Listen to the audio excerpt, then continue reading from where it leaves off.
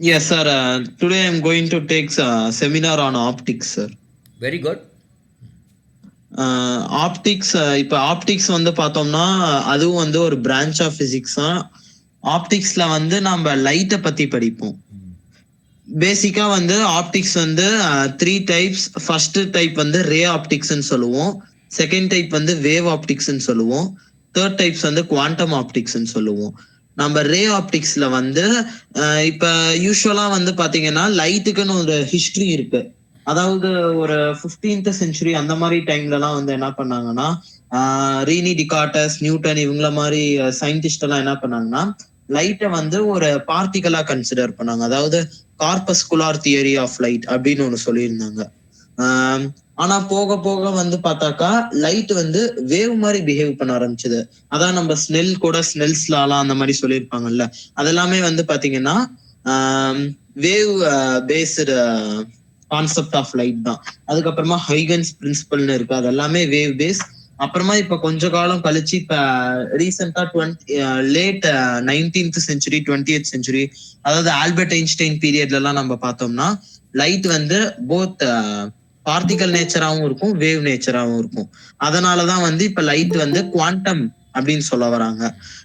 இப்ப எப்படி அதை கண்டுபிடிச்சாங்க அப்படின்னாக்கா 1889 ஹெர்ட்ஸ் ஒரு எக்ஸ்பெரிமெண்ட் கண்டக்ட் பண்ணாரு. அதுல இருந்துதான் இந்த மாதிரி ரிசல்ட் கிடைச்சது. அதுக்கப்புறமா ஆல்பர்ட் ஐன்ஸ்டைன் ஃபர்தரா இந்த ஃபீல்ட டெவலப் பண்ணாரு. இப்ப நம்ம வந்து ரே ஆப்டிக்ஸ் பத்தி பார்ப்போம். ரே ஆப்டிக்ஸ்ல வந்து நான் ஆல்ரெடி சொல்லியிருந்தேன் லைட் வந்து ஒரு வேவ். இப்ப எல்லா வேவுக்குமே ஒரு சர்டைன் கைண்ட் ஆஃப் வேவ் லென்த்னு இருக்கும். வேவ் லென்த் அப்படின்னாக்கா இப்ப நீங்க ஒரு வேவ் வரைஞ்சீங்கன்னா ரெண்டு அந்த மேல போய் கீழே வரும்ல, அதை வந்து நம்ம கிரஸ்டட் ட்ரான் சொல்லுவோம். அந்த ரெண்டு கன்சிக்யூட்டிவா இருக்க கிரஸ்டுக்கும் ட்ராக்கும் நடுவுல இருக்க டிஸ்டன்ஸ் தான் வந்து நம்ம வேவ் லென்த்னு சொல்லுவோம். இப்ப நம்ம ரே ஆப்டிக்ஸ்ல வந்து அந்த வேவ் லென்த் வந்து அப்ராக்சிமேட்டா 0 போயிடும். அந்த கேஸ்ல வந்து பார்த்தோம்னா நமக்கு லைட் வந்து ஒரு ரேவா ஆக்ட் ஆகும். அதாவது ஒரு ஸ்ட்ரெயிட் லைன்ல டிராவல் ஆகும். அந்த பிரான்ச்சை தான் நம்ம வந்து ரே ஆப்டிக்ஸ்ன்னு சொல்றோம். அதுக்கப்புறமா நீங்க வந்து பாத்தீங்கன்னா இந்த ரே ஆப்டிக்ஸ் பேஸ் பண்ணி தான் நம்ம reflection of light, refraction of light அதை பத்தி படிப்போம். இப்ப பேசிக்கா ரிஃப்ளெக்ஷன்னா என்னன்னு யாராவது சொல்ல முடியுமா? பிரதிபலிப்பு. கரெக்ட். இப்ப நம்ம வந்து நம்ம கண்ணுக்கு எல்லா பொருட்களுமே எப்படி தெரியுது அப்படின்னாக்கா அந்த ஆப்ஜெக்ட்ல வந்து லைட் பட்டு அந்த ஆப்ஜெக்ட் வந்து அதோட இதுல இருந்து லைட்டை ரிஃப்ளெக்ட் பண்ணுது. இப்ப எக்ஸாம்பிள் வந்து நீங்க ஏதாவது ஒரு ஆப்ஜெக்ட் உங்க ரூம்ல பாக்குறீங்க அப்படின்னா அது உங்க கண்ணுக்கு எப்படி தெரியுதுன்னா நீங்க கொடுக்குற சோர்ஸ் ஆஃப் லைட்ல இருந்து லைட் எமிட் ஆகும். அந்த லைட் போய் அந்த ஆப்ஜெக்ட்ல பட்டு அந்த ஆப்ஜெக்ட்ல இருந்து அந்த லைட் ரிஃப்ளெக்ட் ஆகி உங்க ஐல இருக்க ரெட்டினாக்கு வந்து ரீச் ஆகும். அதனாலதான் வந்து உங்களுக்கு ஆப்ஜெக்ட்ஸ் தெரியுது. இப்ப ரிஃப்ளெக்ஷன்ல வந்து பாத்தீங்கன்னா பேசிக்கா 2 லாஸ் இருக்கு. ஃபர்ஸ்ட் லா வந்து என்னன்னு பார்த்தோம்னா angle of reflection is equal to அதாவது angle of incidence is equal to angle of reflection. Second law வந்து என்னன்னு பாத்தீங்கன்னா incident ray, reflected ray and normal to reflecting surface at the point of incidence all lie in the same plane. அதாவது அந்த normal to the reflecting surface at the point of incidence அப்படின்னா இப்ப நமக்கு வந்து incident ஆங்கிள்க்கும் reflected ஆங்கிள்க்கும் கொஞ்சம் difference தெரியணும்ல. அதனால நம்ம என்ன பண்ணுவோம்னா இப்ப நாம வச்சிருக்க பிளேன்ல ஒரு பெர்பெண்டிகுலரா டிரா பண்ணுவோம். அதை தான் நம்ம வந்து நார்மல்னு சொல்லுவோம்.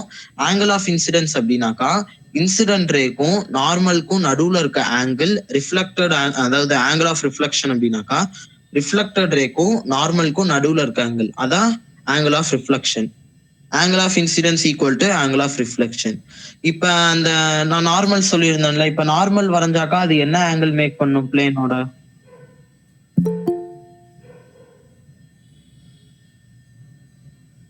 90 டிகிரியா?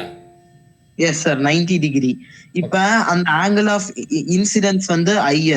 இப்ப மிச்சம் அந்த பிளேன்ல இன்னும் கொஞ்சம் ஆங்கிள் இருக்கும்ல லெஃப்ட் சைட்ல மட்டும், அதை வந்து நம்ம கிளான்சிங் ஆங்கிள் ஆஃப் இன்சிடென்ஸ் சொல்லுவோம். அதோட வேல்யூ வந்து பாத்தீங்கன்னா 90 மைனஸ் ஐ இல்லைன்னா 90 மைனஸ் ஆர். அது வந்து கிளான்சிங் ஆங்கிள் ஆஃப் ரிஃப்ளெக்ஷன். ரெண்டுமே மோஸ்டா ஈக்குவலா தான் இருக்கும். ஏன்னாக்கா நமக்கு தான் angle of incidence equal to angle of reflection. இப்ப இதை பேஸ் பண்ணி நம்ம கொஸ்டின்ஸ் கேட்கலாம். இப்ப எக்ஸாம்பிள் வந்து if the angle of incidence is 40 degree then find the glancing angle of incidence. அந்த மாதிரி யாராவது ஆன்சர் சொல்ல முடியுமா? If angle of incidence is 40 degree, then find the glancing angle.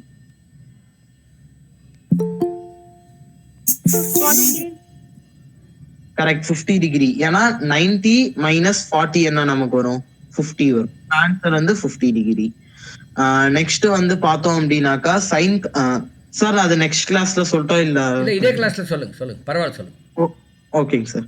Sign convention ஏன் நம்ம படிக்கணும் அப்படின்னாக்கா இப்ப நம்ம வந்து ரிஃப்ளெக்ஷன் வந்து பிளேன் மிரர்ஸ்ல மட்டும் பார்க்க மாட்டோம், ஸ்பெரிக்கல் மிரர்ஸ்லயும் பார்ப்போம். இப்போ நீங்க எக்ஸாம்பிள் வந்து இங்க சூப்பர் மார்க்கெட்ஸ் அந்த மாதிரி போயிருந்தீங்கன்னா கான்வெக்ஸ் மிரர்லாம் வச்சிருப்பாங்க. ஏன்னாக்கா ஏதாவது திருடி போயிருதா அந்த மாதிரி பாக்குறதுக்கு எல்லாமே வந்து அந்த கான்வெக்ஸ் மிரர் யூஸ் பண்ணுவாங்க.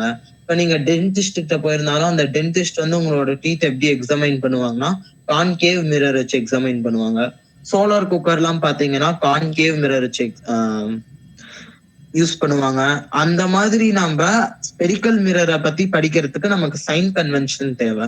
இப்ப நம்ம லேட்டஸ்டா எந்த சைன் கன்வென்ஷனை ஃபாலோ பண்றோம் அப்படின்னாக்கா கார்டீசியன் சைன் கன்வென்ஷன். அதாவது இதுபடி என்ன அப்படின்னாக்கா ஆப்ஜெக்ட்ஸ் எல்லாமே மிரருக்கு லெஃப்ட் சைட்ல வைப்போம். அது மட்டும் இல்லாம ஒரு எக்ஸ் ஆக்சிஸ் போடுவோம், ஒரு ஒய் ஆக்சிஸ் போடுவோம். அது மீட் ஆகுற இடத்த ஆரிஜின்னு சொல்லுவோமா, அந்த ஆரிஜின்ல தான் நம்ம போல் ஆஃப் த மிரர் வைப்போம். யாராவது மிரரோட போல்னா என்னன்னு சொல்ல முடியுமா?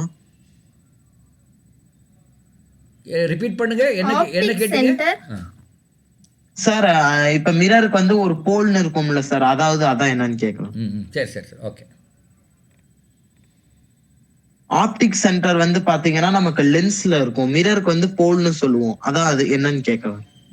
ரெஃப்ளெக்டிங் சர்ஃபேஸா? அந்த ரெஃப்ளெக்டிங் சர்ஃபேஸ்க்கு வந்து பாத்தீங்கன்னா ஒரு ஜியாமெட்ரிக்கல் சென்டர் இருக்கும்ல, அந்த சென்டரா தான் நம்ம வந்து போல்னு சொல்றோம். இதே நீங்க இந்த சென்டரை வந்து லென்ஸ்க்கு எடுத்துக்கிட்டீங்கன்னா அதை வந்து நம்ம ஆப்டிக்கல் சென்டர்னு சொல்லுவோம். இப்ப இந்த சைன் கன்வென்ஷன்ல அந்த ஆரிஜின் சொன்னோம்ல, அந்த ஆரிஜின்ல வந்து இந்த போலை நாம வைக்கிறோம். அது எப்படி வைக்கணும் அப்படின்னா ரிஃப்ளெக்டிங் சைடு வந்து லெஃப்ட் சைடை நோக்கி இருக்கணும், அதாவது நெகட்டிவ் எக்ஸ் ஆக்சிஸ் அந்த சைடை நோக்கி இருக்கணும். இப்ப ஆப்ஜெக்ட வந்து நாம லெஃப்ட் சைட்ல வைப்போம். லெஃப்ட் சைட்ல வச்சா லைட் எப்படி டிராவல் ஆகும்? லெஃப்ட் டு ரைட்டா, ரைட் டு லெஃப்டா? மிரருக்கு ஆப்ஜெக்ட நான் லெஃப்ட்ல வைக்கிறேன், மிரரை ரைட்ல வைக்கிறேன். அப்ப ஆப்ஜெக்ட்ல இருந்து மிரருக்கு லைட் எந்த டைரக்ஷன்ல டிராவல் ஆகும்? Left to right. Left to right வந்து இன்சிடென்ட் லைட் டிராவல் ஆகும். இப்ப வந்து அந்த இன்சிடென்ட் லைட்டுக்கு ஒரு டைரக்ஷன் இருக்குல்ல, அந்த டைரக்ஷன்ல மெஷர் பண்ற டிஸ்டன்ஸ் எல்லாமே பாசிட்டிவ் அப்படின்னு நாம சொல்லுவோம். இப்ப அந்த போல் சொன்னோம்ல, போல் தான் வந்து நமக்கு ஒரு பிக்சிங் பாயிண்ட்னு வச்சுக்கோங்க. அந்த போல்ல இருந்து தான் நம்ம அந்த ஆப்ஜெக்ட் டிஸ்டன்ஸ் அதெல்லாம் மெஷர் பண்ணுவோம். இப்ப நாம அந்த இப்ப எக்ஸாம்பிள் வந்து நீங்க கான்கேவ் மிரரை பத்தி எல்லாம் படிச்சிருப்பீங்க. இப்ப அந்த கான்கேவ் எல்லாம் வந்து ஆப்ஜெக்ட் டிஸ்டன்ஸ் எப்பயுமே பாசிட்டிவா இருக்குமா இல்ல நெகட்டிவா இருக்குமா இல்ல சிச்சுவேஷன் டிபெண்டன்டா இருக்குமா?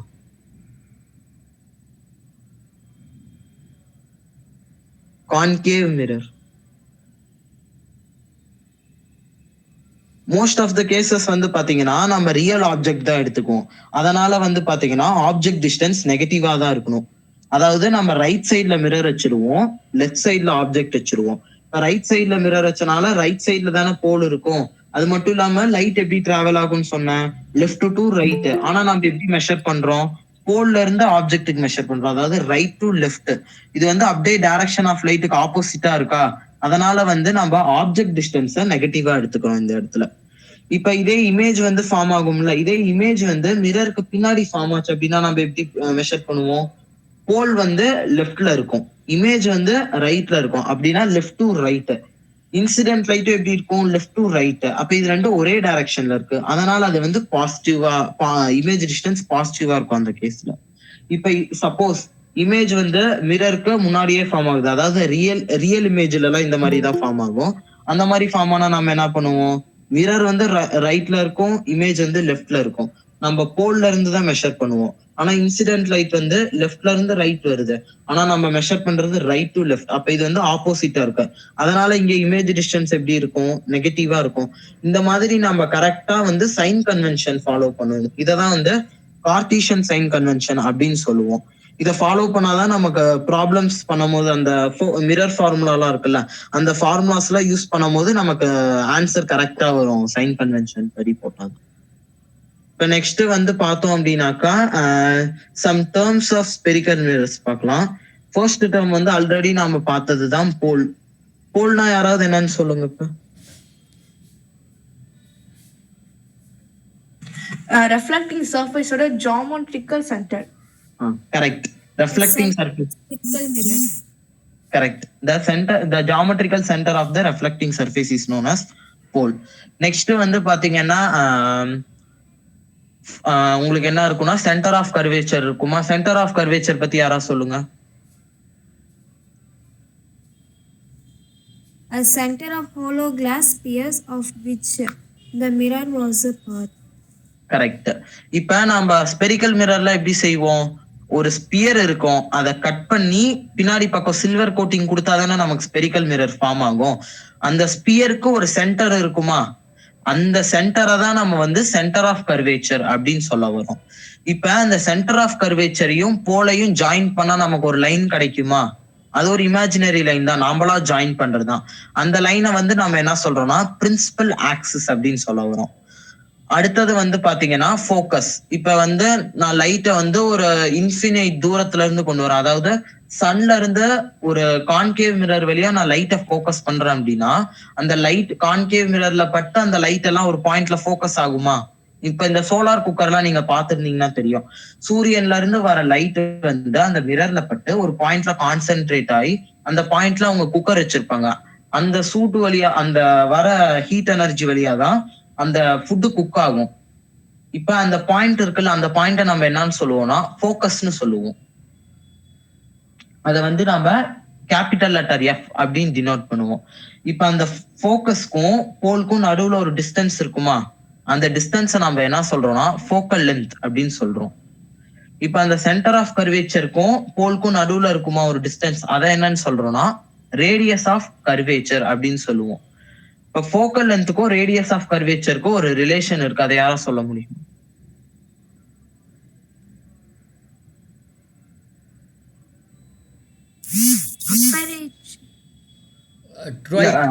Twice. Yes sir. இப்ப நம்ம வந்து radius of curvature is equal to 2 into focal length தான். அதுதான் இது ரெண்டுத்துக்கும் இருக்க ரிலேஷன். இத பேஸ் பண்ணி நிறைய கொஸ்டின் கேட்டிருக்காங்க. இப்ப எக்ஸாம்பிள் எப்படி கேக்குறாங்கன்னா, if a concave mirror has a focal length of 15 centimeter, then find the radius of curvature of that mirror. Options வந்து பாத்தீங்கன்னா ஏ வந்து 30 centimeter, பி வந்து 7.5 centimeter, சி வந்து -30 centimeter, டி வந்து -7.5 centimeter. 30. கான்கேவ் மிரர்ல வந்து நம்ம சைன் கன்வென்ஷன் படிச்சோம்ல, சைன் கன்வென்ஷன் படிச்சா என்ன ஆகும்? -30 centimeter. -30. ரைட். நெகட்டிவ்ல நமக்கு கான்கேவ் மிரர்ல ஃபார்ம் ஆகும். அப்ப ஆன்சர் வந்து -30 centimeter. அதனாலதான் நம்ம வந்து சைன் கன்வென்ஷனையும் ப்ராப்ளம் சால்வ் பண்ணும்போது அப்ளை பண்ணணும். இப்ப நெக்ஸ்ட் வந்து பாத்தீங்கன்னா மிரர் ஈக்குவேஷன் அப்படின்னு ஒண்ணு இருக்கு. அந்த மிரர் ஈக்குவேஷன் என்ன சொல்றாங்க அப்படின்னாக்கா, ஆப்ஜெக்ட் டிஸ்டன்ஸ்னா என்னன்னு தெரியுமா? யாராவது சொல்றீங்களா ஆப்ஜெக்ட் டிஸ்டன்ஸ்? ஏன்னா 3 டேர்ம் அதுல வருது.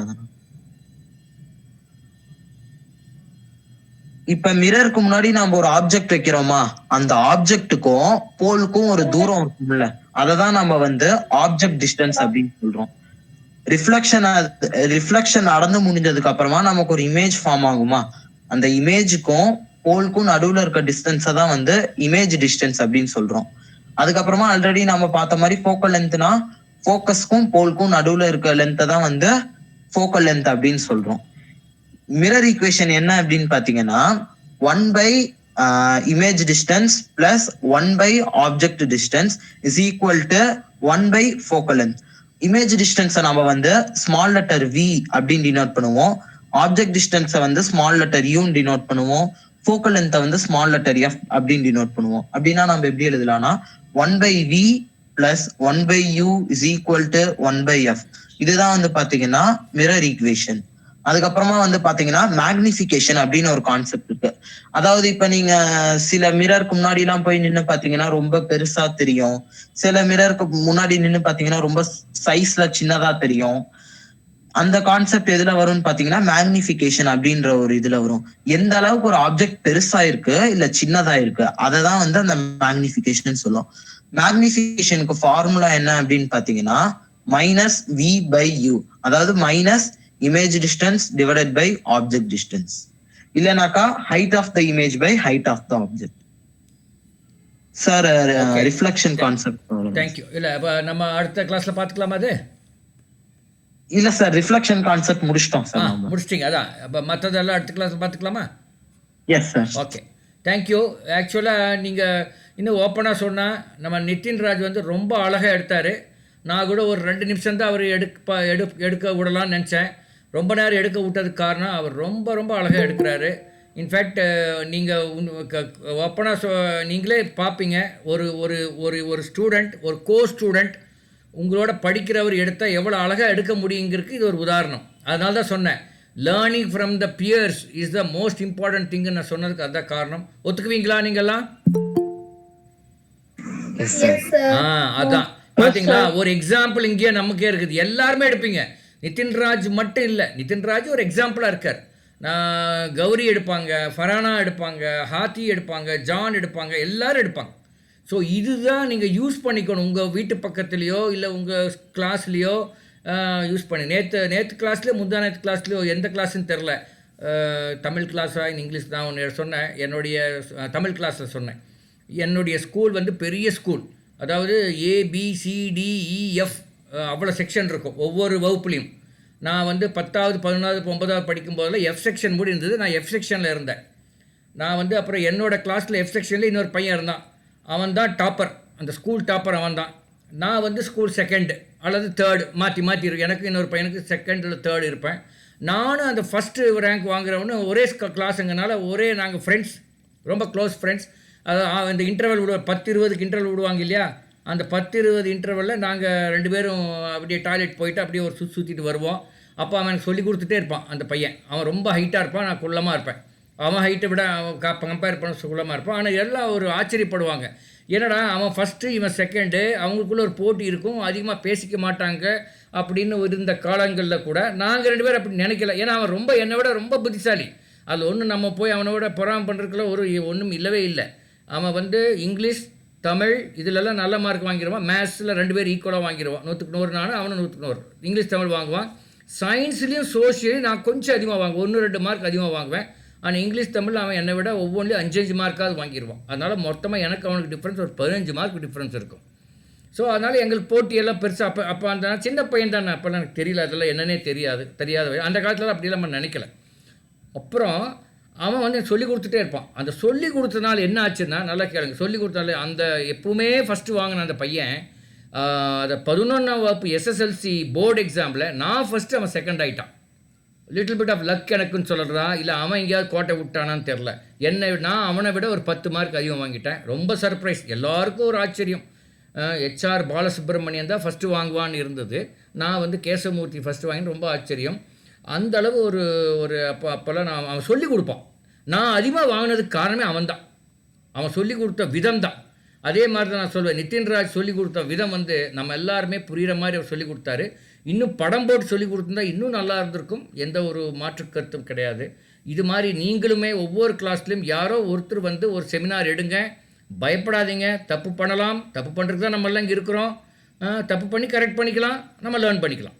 ஓகே, அப்படி சொல்லிவிட்டு நம்ம இப்போ கிளாஸுக்கு போகலாம். ஒரு நிமிஷம். ஓகே, நான் ஒரு ஸ்க்ரீனை நான் ப்ரெசென்ட் பண்ணுறேன். இது ஒரு சின்ன டெஸ்ட்டு. இந்த டெஸ்ட்டு வந்து எல்லாம் கதம்பமாக இருக்குன்னு வச்சுக்கோங்க, ஒரு மேத்ஸு எல்லாமே கலந்து இருக்குன்னு நினைக்கிறேன். ஒரு ஸ்டாக் டேக்கிங் மாதிரி நான் எடுத்து பார்க்கலாமா அப்படிங்கிறதுக்கு நான் எடுத்து வச்சுருக்கேன்.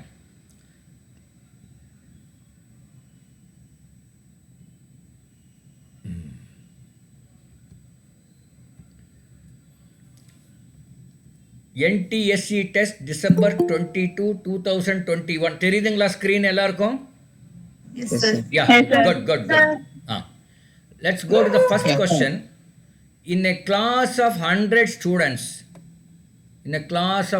students, 50 passed in mathematics, 70 passed in English, 5 students failed in both maths and English. கேள்வியே போடலை. How many passed in both? அதுதான் கேள்வி. அதில் போடலை, மறந்துட்டேன், அதை நான் டைப் படிக்கலை. அதாவது ஒரு கிளாஸில் 100 பேர் இருக்காங்க, 50 பேர் மேத்ஸில் பாஸ் பண்ணியிருக்காங்க, 70 பேர் இங்கிலீஷில் பாஸ் பண்ணியிருக்காங்க, 5 பேர் ரெண்டுலேயும் ஃபெயில் ஆகிட்டாங்க. அப்போது ரெண்டுலேயும் பாஸ் பண்ணவங்க எவ்வளோ பேர்னு கேட்குறேன். இது வந்து வென் டயக்ராம்னு சொல்லுவாங்க இல்லையா, கேள்விப்பட்டிருக்கீங்களா வென் டயக்ராம்? Yes sir. அது அந்த கான்செப்டை நீங்கள் போடுவீங்க. அதில் தான் நீங்கள் அந்த கான்செப்டில் தான் நீங்கள் இதை பண்ணுவீங்க. அந்த படம் நான் இப்போ போட வேண்டாம், உங்களுக்கெல்லாம் தெரியும். அந்த படம் இல்லாமே நான் ஒன்று போடுறேன். அதாவது ஒரு ஃபார்முலா இருக்குது, அது உங்கள் ஸ்கூல் எப்படி சொல்லி தந்தாங்கன்னு சொல்லல. நான் ஒரு formula, total is equal to people who have passed only in mathematics plus people who have passed only in English and plus people who have passed in both, people who have passed in none. அப்போ neither, நன்னா neither. இதுதான். இப்போ யாரோ இப்போ mic on பண்ணாதீங்கம்மா, யார் அது please கொஞ்சம் of பண்ணுங்க. இப்போ டோட்டல் எவ்வளோ? 100 பேர் நமக்கு தெரிஞ்சு போச்சு. ஹவு மெனி இப்போ people who past in both வந்து எக்ஸ்ன்னு வச்சுக்கலாம். அதான் நம்ம கேள்வி கேட்டிருக்காங்க, அது எக்ஸ்ன்னு வச்சுக்கலாம். அப்போ பீப்புள் ஹூ பாஸ்ட் ஒன்லி மேத்தமெட்டிக்ஸ்னால் எவ்வளோன்னா, அந்த people who past in math is 50, only maths வந்து 50 மைனஸ் எக்ஸ். ஏன்னா ஒன்லி மேத்ஸ் தான். இப்போ எக்ஸுங்கிறது ரெண்டுலேயும் பாஸ் பண்ணவங்க, அதை கழிச்சா தான் people who past only maths வரும். 50 மைனஸ் எக்ஸ். அடுத்தது people who are passed only in English, அப்போ அது வந்து 70 minus x. அடுத்தது people who are passed both, that is x, and people who are passed in none, அது வந்து 5 பேர். இப்போ இதிலிருந்து x கண்டுபிடிக்கலாமா? what is x? கண்டுபிடிங்க பார்க்கலாம்.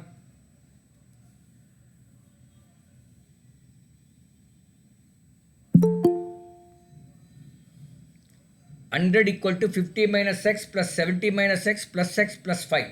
So what is x? x எல்லாம் ஒரு பக்கம் வச்சுக்கோங்க, நம்பரில் ஒரு பக்கம் கொண்டு போங்க, அதுலேருந்து தெரிஞ்சு கண்டுபிடிச்சிக்கலாம்.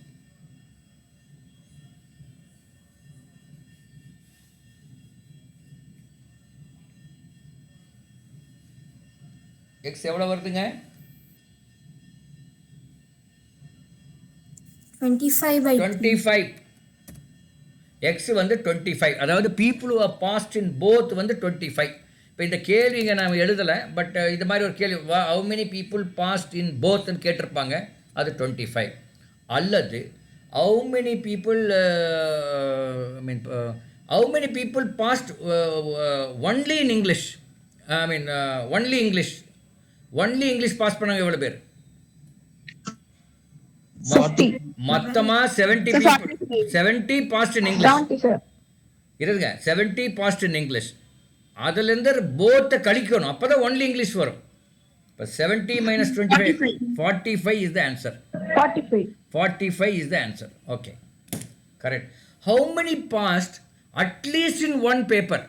How many passed in at least in one paper? ஒரு பேப்பர்லையாவது பாஸ் பண்ணவங்க எவ்வளோ பேர்? 95. ஏன்னா 100 பேரில் ரெண்டுலையும் ஃபெயில் ஆனவனை கழிச்சிட்டா, அப்போ how many passed at least one paper என்ன?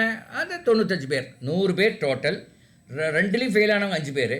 அப்போ அட்லீஸ்ட் ஒரு பேப்பரில் பாஸ் பண்ணவன் 95. Okay, very good. இதுதான் இந்த கேள்வி. நீங்கள் வென் டயக்ராமில் வரும், வேறு எதுலேயோ வரும். இதுக்கு எனக்கு அந்த சாப்டர்லாம் தெரியாது, நான் சாப்டர் பேஸ் பண்ணி நான் கிளாஸ் எடுக்கிறது இல்லை, அதனால் தெரியாது. சயின்ஸ் ஒன்று தான் உங்களுக்கு புரியாதுங்கிறதுக்காக அப்படி எடுக்கிறேன். அடுத்தது பாருங்கள், இது உங்களுக்கு தெரியும். இது நீங்கள் இந்த ஃபார்முலா பார்த்துருக்கீங்களா? which of the two numbers 1.002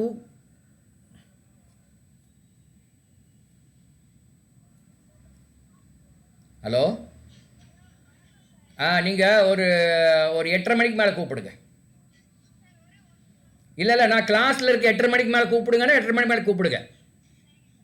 சொன்னால் கேட்கணும், இல்லைங்கிறது. ஓகே, 1.002 whole power 500 அல்லது 2.8, இது ரெண்டில் எது பெருசுன்னு கேட்குறாங்க. 1.002 whole power 500 அது வந்து 2.8 விட பெருசாக இருக்குமா அன்னு கேட்குறாங்க. இதுக்கு ஒரு ஃபார்முலா இருக்குது, பாருங்கள். அந்த ஃபார்முலா நான் போடுறேன். இந்த ஃபார்முலா தெரிஞ்சிங்கன்னா நீங்கள் பண்ணிக்கலாம். 1 + 1/x bracket 1 + 1/x whole power x. இங்கே எனக்கு ஹோல் பவர் போட முடியாது, உங்களுக்கு தெரியும். எனக்கு அந்த ஹோல் பவர் போட முடியாது. 1 + 1/x whole power x is always always less than 2.8 but greater than 2. See, அதாவது 1 ப்ளஸ் இது நல்லா பெருசாக எழுதுறாருங்க.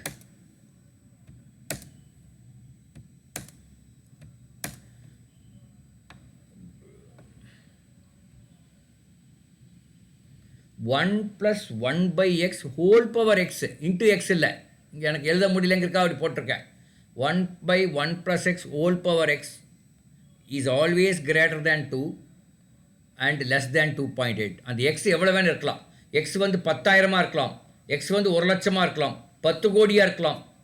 எப்படி இருந்தாலும் 1 + 1/x ஹோல் பவர் எக்ஸ் வந்து 2.8 கீழே தான் இருக்கணும். அப்படின்னா இப்போ 1 + 002 whole power 500 1 + x whole power எக்ஸ்ங்கிற ஃபார்மில் எழுத முடியுமான்னு பாருங்கள். அதாவது 1.002 ஹோல் பவர் 500 இப்போ முதல்ல 1.002 எப்படி எழுதலாம்னா 1 + 0.002ன்னு எழுதலாம். ஓகே, அதை வந்து 1 + Sir, 2/1000 எழுதலாமா?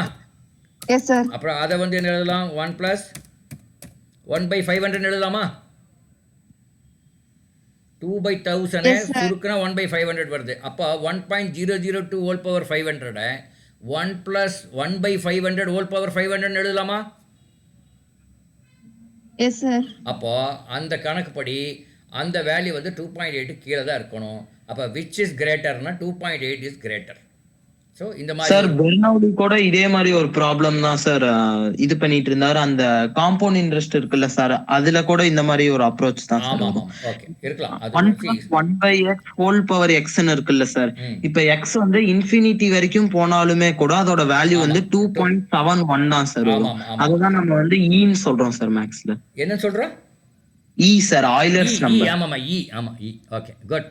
ஸோ அவர் இன்னும் விளக்கம் கொடுத்தாரு, வெரி குட். அது எங்கேயோ அப்ளை ஆகும். காம்பவுண்ட் இன்ட்ரெஸ்ட் அது இது எங்கெங்கேயோ அப்ளை ஆகும். ஆக்சுவலாக நான் இந்த இந்த இந்த இந்த இன்னைக்கு தான் இந்த டெஸ்ட்டை அப்படியே போட்டேன். இதெல்லாம் நான் படித்தே ரொம்ப நாள் ஆச்சு, அட்லீஸ்ட் ஒரு 10 வருஷம் இருக்கும் படித்து. ஆனால் இன்றைக்கி பார்த்தோன்னே எனக்கே ரொம்ப ஆச்சரியமாக இருந்தது. டக்குன்னு எனக்கு புரிஞ்சு போச்சு, என்னடா அப்படின்னு புரிஞ்சுட்டேன். Okay very good. ஸோ நானே ஒரு பின்னாடி என்னை தட்டி குட் பாய் அப்படின்னு சொல்லிட்டேன். ஓகே, அடுத்தது பாருங்கள், பெருசு பண்ணுறேன். Conduction is the process of transfer of heat in solids from a region of higher temperature to region of lower temperature without dash அப்படிங்கிறான். Conduction is the process of transfer of heat in solids from a region of higher temperature to a region of lower temperature without, அதாவது heat transfer ஆகுது, higher டெம்பரேச்சர்லேருந்து lower temperature transfer ஆகுது without change in the temperature. அந்த டெம்பரேச்சரில் எந்த மாற்றமும் நடக்காது, ஆனால் அந்த கண்டக்ஷன் நடக்கும். அந்த ஒரு ஹையர் டெம்பரேச்சர்லேருந்து லோயர் டெம்பரேச்சருக்கு அந்த ஹீட்டு ட்ரான்ஸ்ஃபர் ஆகும். ஆனால் அதனால் ஹையர் டெம்பரேச்சர் பொருள் வந்து கம்மியாகுமா? டெம்பரேச்சர் ஆகாது.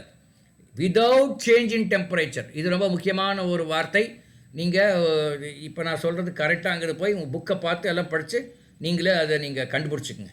ஓகே, அது அடுத்தது லேட்டன்ட் ஹீட். இருங்க பெருசு பண்ணிடுறேன்.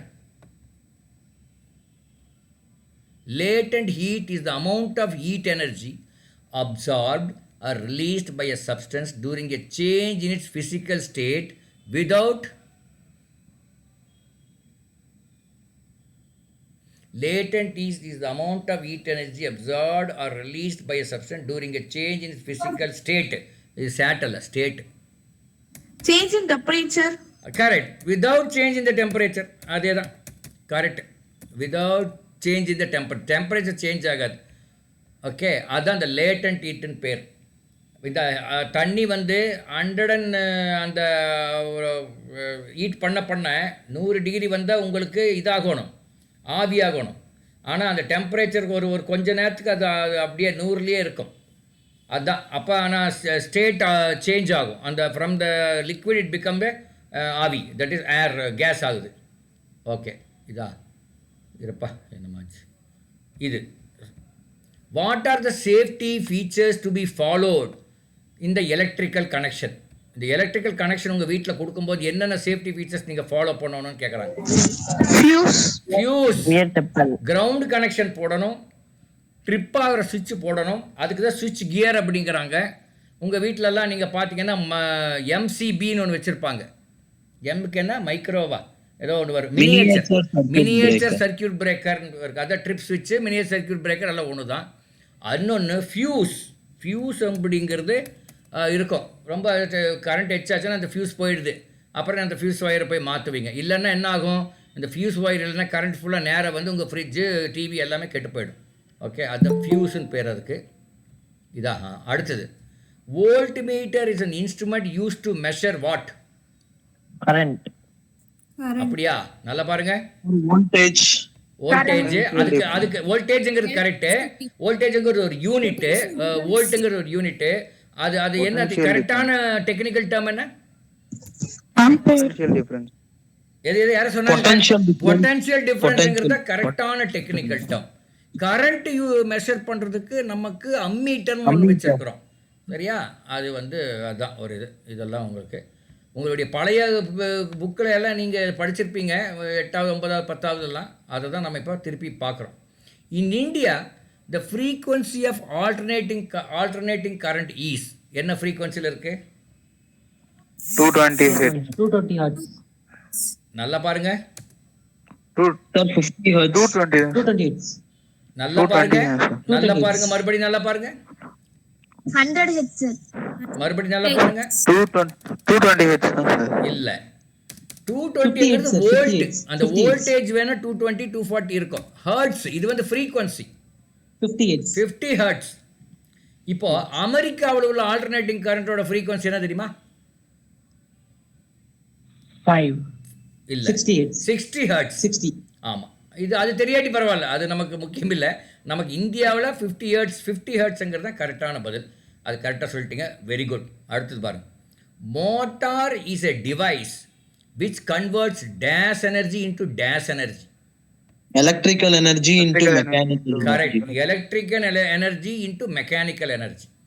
ஓகே, அதான். இப்போ மெக்கானிக்கல் எனர்ஜியிலிருந்து எலக்ட்ரிக்கல் எனர்ஜி கன்வெர்ட் பண்ணுறதுக்கு உள்ள டிவைஸுக்கு பேர் என்ன? Generator sir. ஜெனரேட்டர், அதுவும் correct. Okay, very good. Okay, இதுதான். அடுத்தது எம்ஆர்ஐ. இது என்ன இமேஜிங்? எம்ஆர்ஐன்னு சொல்கிறாங்க இல்லையா அடிக்கடி, மேக்னெட்டிக் ரெசோனன்ஸ் இமேஜிங். ஓகே, வேற என்னென்ன இமேஜிங் இருக்குது ஆஸ்பத்திரியில் யூஸ் பண்ணுற டெர்மினாலஜிஸ் எல்லாம் தெரியுமா? எம்ஆர்ஐ ஒன்று. No sir. இல்லை, எம்ஆர்ஐங்கிறது ஒரு இமேஜிங் இருக்குது. இன்னொரு இமேஜிங் பற்றி அடிக்கடி சொல்லுவாங்களே, என்னமோ ஸ்கேனும் பார்க்கல, சிடி ஸ்கேன். சிடிக்கு என்ன ஃபுல் ஃபார்ம் தெரியுமா? Computer tomography. Yeah, computerised tomography. PHY. Computerised tomography என்பதுதான் சிடி ஸ்கேன் அப்படிங்கிறதுடைய சிடியோட எக்ஸ்பேன்ஷன். இது தவிர வி ஹேவ் பெக்ட்னு ஒன்று இருக்குது, PECTன்னு ஒன்று, ஸ்கேனர்னு ஒன்று இருக்குது.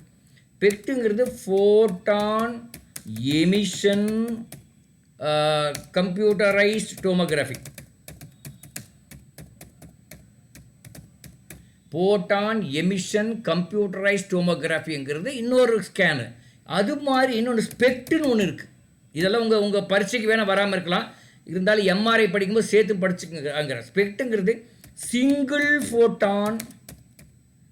அதுக்கு என்ன சிங்கிள் ஃபோட்டான், அப்புறம் மற்றதெல்லாம் கம்ப்யூட்டர் டோமோகிராஃபி. ஆமாம், அதெல்லாம் மற்றதெல்லாம். அது போக ஒன்று இருக்குது, இது உங்களுக்கு எல்லாருக்கும் தெரியும், அல்ட்ராசவுண்ட் ஸ்கேன் ஒன்று கேள்விப்பட்டிருப்பீங்க. கேள்விப்பட்டிருக்கீங்களா? அது எதுக்கு யூஸ் ஆகுது sir? Heart beat.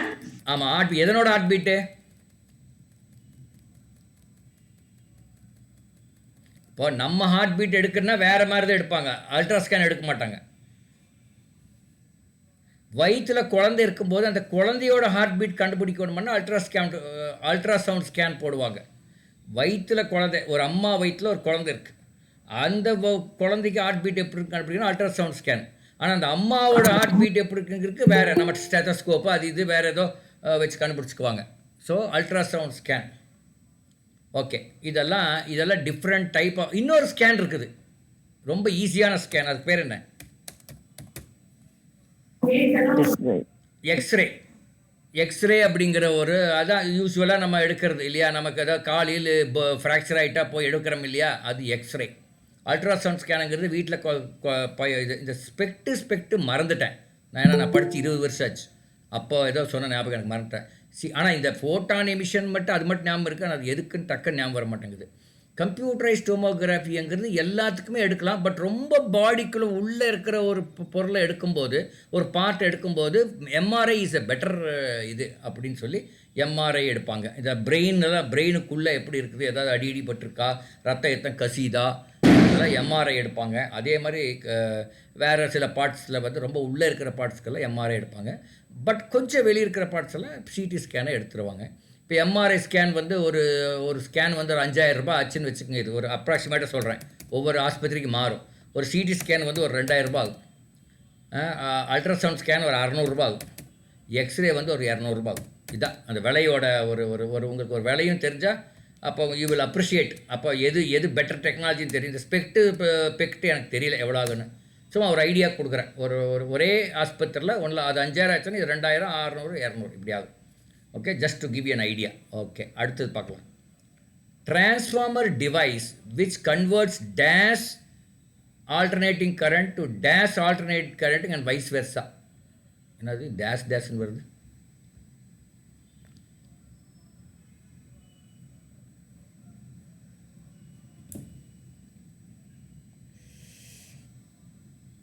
Sir direct current to alternating. இல்லை டிரான்ஸ்ஃபார்மர் வந்து direct current to alternate current இல்லை, alternate current to alternate current தான். அது ஒன்றும் இல்லை. அது என்ன பண்ணுது, step up transformer, step down டிரான்ஸ்ஃபார்மர்னு சொல்லுவாங்க. ஸ்டெப் அப் டிரான்ஸ்ஃபார்மர்னா ஒரு வோல்டேஜ் 400 வோல்ட்லேருந்து 40,000 வோல்ட்டாக மாற்றணும்னா அது ஸ்டெப் அப். இப்போ ஸ்டெப் டவுன் அப்படிங்கிறது 40,000 வோல்ட்லேருந்து 400 வோல்ட்டாக மாற்றுறது. இப்போது எலக்ட்ரிக்கல் எனர்ஜி வந்து உங்களுக்கு ஏதோ நெய்வேலி தெர்மல் பவர் கார்பரேஷனில் வந்து ஜென்ரேட் ஆகுது. அங்கேருந்து அது ஜெனரேட் ஆகி ஒரு நம்ம வீட்டுக்கு வரும்போது அது 240 வோல்ட்டாக வரணும். ஆனால் அந்த வோல்டேஜ் அதிகமாக இருந்து அதை நம்ம டிரான்ஸ்மிட் பண்ணும்போது தான் அதனுடைய லாஸ் கம்மி. அதனால் என்ன பண்ணுவாங்க, நாங்கள் ஜெனரேட் பண்ண எலக்ட்ரிசிட்டியை ஒரு 40,000 அல்லது 40,000 வோல்ட்டுக்கு இன்க்ரீஸ் பண்ணி அதை வந்து அந்த லைனில் கொண்டு வரும்போது அதனுடைய லாஸ் கம்மியாகும். அது வந்து என்னோடய வீடு கோயம்புத்தூருக்கு வந்த பிறகு மறுபடியும் அதை ஸ்டெப் டவுன் பண்ணி எனக்கு 240 வோல்ட்டாக கொடுப்பாங்க. இதுக்கு தான் அங்கே நெய்வேலியில் ஸ்டெப் அப் வச்சுருப்பாங்க. ஸோ இதில் இங்கே வந்து கோயம்புத்தூர் ஸ்டெப் டவுன் வச்சுருப்பாங்க. இது இப்படி ஒரே மாதிரி இருக்காது, அது ஒவ்வொரு இடத்துக்கும் ஒரு மாறும். இந்த நெய்வேலியில் நிறைய ஸ்டெப் அப் இருக்குது. 11,000 வோல்ட் இருக்குது, 22,000 இருக்குது, 44,000 இருக்கும். அப்படி மாறி இருக்கும். ஒவ்வொரு இடத்துக்கு எங்கே அனுப்பணுமோ அதை பொறுத்து அது வந்து இங்கேயே என்ன பண்ணுவாங்கன்னா, கோயம்புத்தூர்லேயே வந்தால் கூட நெய்வேலிலேருந்து 40,000 வந்தால் மறுபடியும் அதை 22,000 மாற்றி கொஞ்சம் தூரம் மறுபடியும் ஏதோ ஒரு ரூரலுக்கு கொண்டு போவாங்க.